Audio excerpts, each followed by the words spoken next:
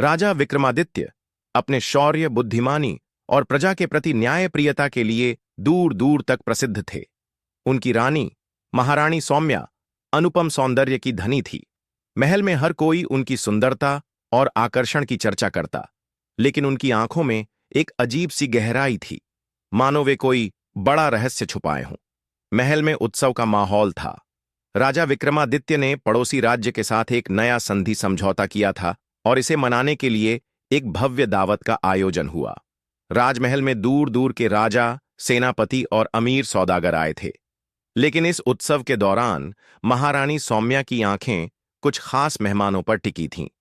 उनकी नजरें हर उस पुरुष को टटोलतीं जिसमें बल, रुतबा और आकर्षण होता। राजा को इस बात की भनक तक नहीं थी कि उनकी रानी एक गहरे खेल में शामिल थी। एक रात जब राजा अपनी कूटनीतिक बैठकों में व्यस्त थे, महल के एक गुप्त कक्ष में धीमे स्वर में किसी के फुसफुसाने की आवाज सुनाई दी। महारानी सौम्या एक नकाबपोश पुरुष से बातें कर रही थीं। क्या तुम्हें यकीन है कि राजा को कोई शक नहीं हुआ? उस व्यक्ति ने पूछा। नहीं, राजा अपनी राजनीति और युद्धों में इतने व्यस्त हैं कि उन्हें हमारे खेल का अंदाजा तक नहीं, महारानी ने मुस्कुराकर कहा। उनकी आंखों में एक अजीब सा जुनून था। और तुम्हारा अगला शिकार? व्यक्ति ने उत्सुकता से पूछा। राजा चंद्रसेन, रानी ने धीरे से कहा। वह शक्तिशाली हैं और उनके राज्य का नियंत्रण मेरे हाथ में आना चाहिए। कुछ दिनों बाद राजा विक्रमादित्य ने महसूस किया कि उनकी रानी महल से अक्सर गायब रहने लगी हैं। वह ध्यान देने लगे कि हर बार जब कोई बाहरी राजा या सामंत महल आता, सौम्या उनसे विशेष रूप से मिलती। उनकी आंखों में एक अलग ही चमक होती। एक रात राजा ने अपने विश्वासपात्र सैनिक को आदेश दिया कि वह महारानी पर नजर रखे। जल्द ही उन्हें एक चौंकाने वाली सूचना मिली। महारानी महल के गुप्त रास्तों का इस्तेमाल कर रात में किसी से मिलने जाती थीं। राजा विक्रमादित्य ने खुद इस रहस्य से पर्दा उठाने का फैसला किया। एक रात राजा विक्रमादित्य ने खुद गुप्त मार्गों का पीछा किया और देखा कि महारानी सौम्या एक भव्य कक्ष में राजा चंद्रसेन के साथ बैठी थीं। दोनों के बीच अंतरंगता थी। राजा का खून खौल उठा, लेकिन उन्होंने संयम रखा। रानी सौम्या, राजा ने गर्जना की, तो यह है तुम्हारी सच्चाई? महारानी चौंक गईं, लेकिन जल्द ही उन्होंने अपनी सामान्य मुस्कान लौट आई। राजन, आप युद्धों में व्यस्त रहते हैं, लेकिन मैंने अपने तरीके से सत्ता हासिल करने का मार्ग चुना, रानी ने कहा। राजा विक्रमादित्य ने क्रोध में अपना तलवार निकाल ली, लेकिन तभी रानी ने एक इशारा किया और कई नकाबपोश योद्धा कक्ष में प्रवेश कर गए। क्या आपको लगा कि मैं अकेली हूं? महारानी ने हंसते हुए कहा। अब राजा विक्रमादित्य को समझ आया कि यह सिर्फ विश्वासघात नहीं, बल्कि एक गहरी साजिश थी। राजा विक्रमादित्य ने अपनी तलवार को कसकर थाम लिया। उनके चारों ओर महारानी सौम्या के नकाबपोश योद्धा खड़े थे, जो उनकी हर हरकत पर नजर रखे हुए थे। तुमने जो किया है उसका परिणाम तुम्हें भुगतना पड़ेगा सौम्या। राजा की आंखों में क्रोध की ज्वाला थी, लेकिन रानी मुस्कुराई, मानो उन्हें कोई डर न हो। राजन, यह मेरा युद्ध जीतने का तरीका है। तुमने हमेशा अपनी तलवार से राज्य जीते हैं, मैंने अपनी बुद्धि और मोहिनी से। अब यह राज्य मेरा है और तुम्हारी शक्ति का अंत यहीं होगा। राजा विक्रमादित्य जानते थे कि अकेले उन योद्धाओं से लड़ना कठिन होगा, लेकिन वे इतनी आसानी से हार मानने वाले नहीं थे। उन्होंने अपनी तलवार निकाली और बिजली की गति से दो सैनिकों पर वार किया। रक्त की धाराएं फूट पड़ीं, लेकिन तभी पीछे से एक सैनिक ने राजा की गर्दन पर तलवार रख दी। अब बचकर कहां जाओगे राजन? महारानी ने धीरे से कहा। राजा विक्रमादित्य को महल के एक अंधेरे कक्ष में कैद कर दिया गया। उनका गौरवशाली मुकुट अब रानी सौम्या के सिर पर था। पूरे महल में खबर फैल गई कि राजा बीमार हैं और अब शासन की बागडोर महारानी के हाथों में आ गई है। लेकिन यह कहानी यहीं खत्म नहीं हुई थी। राजा के सबसे वफादार सेनापति रणधीर को इस विश्वासघात की भनक लग चुकी थी। वह गुप्त रूप से राजा को बचाने की योजना बना रहे थे। रात के अंधेरे में जब पूरी सेना सो रही थी, रणधीर चुपचाप महल के तहखाने में पहुंचे। उन्होंने राजा की बेड़ियों को काटा और फुसफुसाए, राजन, यह समय पलटवार करने का है। राजा विक्रमादित्य की आंखों में पुनः ज्वाला जल उठी। अगली सुबह महल में हलचल मच गई। राजा विक्रमादित्य अपने सेनापतियों और वफादार सैनिकों के साथ दरबार में आ पहुंचे। महारानी सौम्या, जो अभी भी अपने सिंहासन पर गर्व से बैठी थी, चौकन्नी हो गई। तुम? यह असंभव है। महारानी के चेहरे पर पहली बार भय के भाव आए। विश्वासघात का अंत सदा ही विश्वासघाती के विनाश से होता है, महारानी। राजा गरजे। राजा विक्रमादित्य ने युद्ध घोष किया और महल के अंदर ही एक भीषण संग्राम छिड़ गया। महारानी के नकाबपोश योद्धा परास्त हुए और अंततः राजा की तलवार सौम्या के ठीक सामने आ गई। राजन, मैं सिर्फ सत्ता चाहती थी। मैंने तुम्हें धोखा नहीं दिया, बल्कि खुद को सुरक्षित किया, महारानी ने सफाई दी। लेकिन अब बहुत देर हो चुकी थी। धोखेबाजों को राज्य में स्थान नहीं मिलता, राजा ने कहा और अपनी तलवार चला दी। महारानी सौम्या के अधरों पर अंतिम बार वही मोहक मुस्कान आई और फिर वह सदा के लिए शांत हो गई। महारानी के अंत के साथ ही राज्य में नया युग शुरू हुआ। राजा विक्रमादित्य ने विश्वासघात से मिली सीख को अपनाया और अपने शासन को और भी मजबूत किया। महारानी सौम्या की मृत्यु के बाद महल में शांति लौट आई थी, लेकिन यह शांति केवल बाहरी दुनिया के लिए थी। असल में महल के अंधेरे कोनों में एक नई साजिश जन्म ले रही थी। रानी सौम्या की दासी चंद्रिका, जो हमेशा उनकी छाया की तरह उनके साथ रही थी, अब बदले की आग में जल रही थी।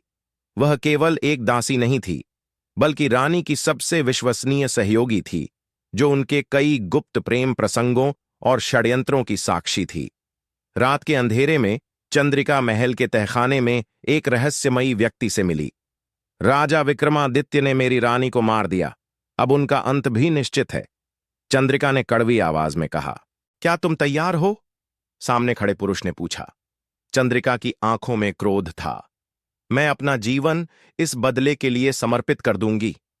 अगली सुबह राजा विक्रमादित्य अपने दरबार में थे जब एक सेवक ने उन्हें महल की नई दासी चंद्रिका से मिलवाया। राजन, यह चंद्रिका है, महारानी सौम्या की सबसे प्रिय दासी। अब वह आपकी सेवा में रहना चाहती है, प्रधान सेवक ने कहा। राजा ने चंद्रिका को देखा, लेकिन उन्हें कोई संदेह नहीं हुआ।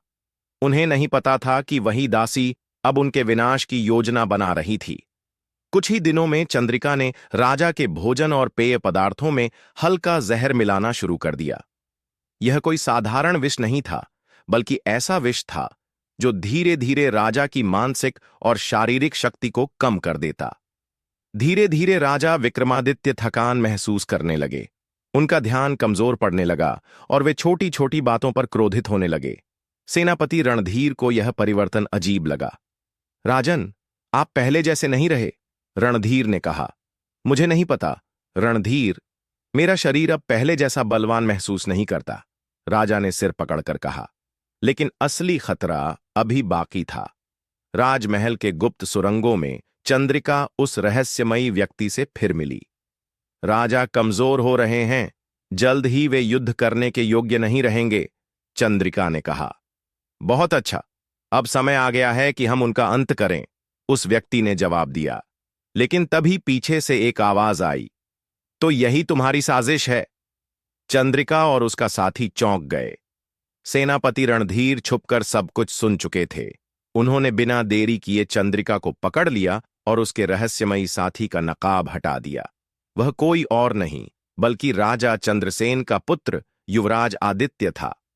तो यह सब बदले की आग थी, रणधीर ने क्रोध से कहा। चंद्रिका ने राजा को जहर देने की बात स्वीकार कर ली।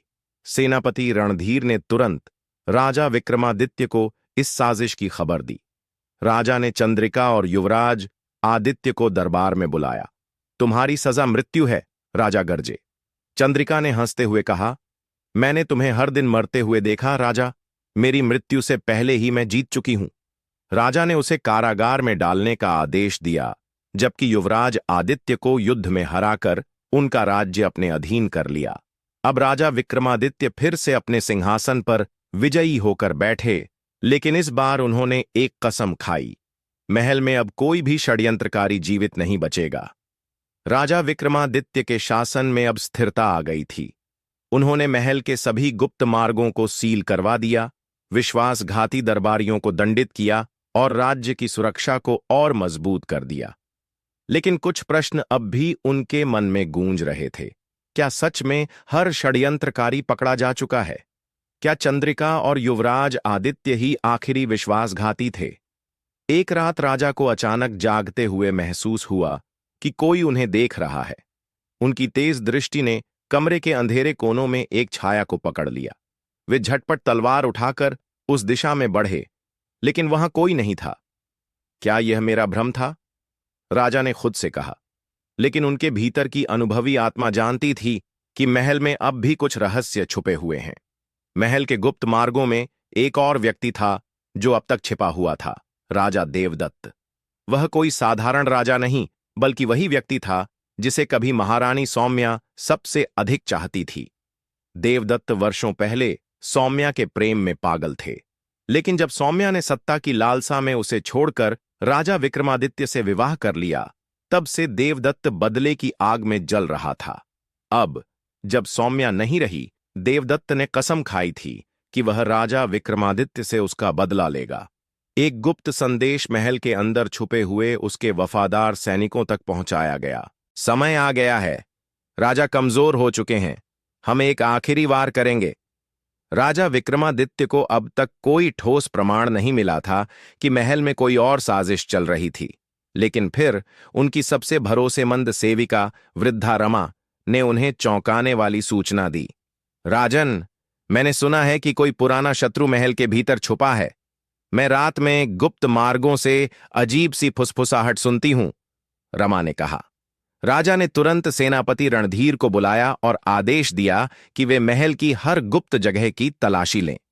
तलाशी के दौरान उन्हें एक छिपा हुआ कक्ष मिला, जिसमें एक महत्वपूर्ण पत्र था।